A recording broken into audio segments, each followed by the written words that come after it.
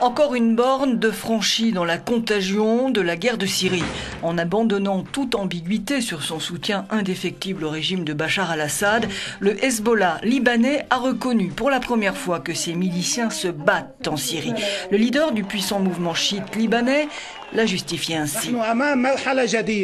Nous sommes entrés dans une étape totalement nouvelle depuis quelques jours, a-t-il dit. Une étape nouvelle pour protéger la résistance et ses bases arrières, pour protéger le Liban et ses bases arrières.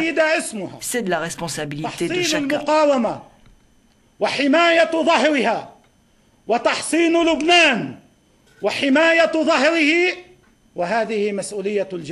L'engagement militaire du Hezbollah a rapidement été associé à une demande de la part de l'Iran, son allié régional. C'est en tout cas l'accusation très claire portée par l'ancien Premier ministre libanais, Fouad Siniora. Ce n'est pas un parti libanais, dit-il, c'est un groupe iranien qui agit au Liban et à partir du Liban. Et par conséquent, contrairement à tout ce qu'a affirmé le Hezbollah au Libanais, qu'il est un parti de résistance, eh bien, on voit à présent son autre visage.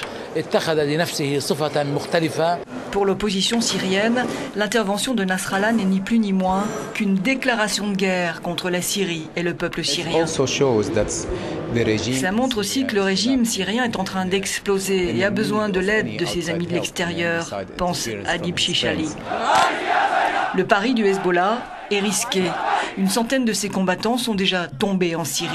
Et vu la violence de ce conflit, le nombre de morts pourrait vite augmenter. Et l'envoi d'un corps expéditionnaire en Syrie a terni la réputation du mouvement chiite.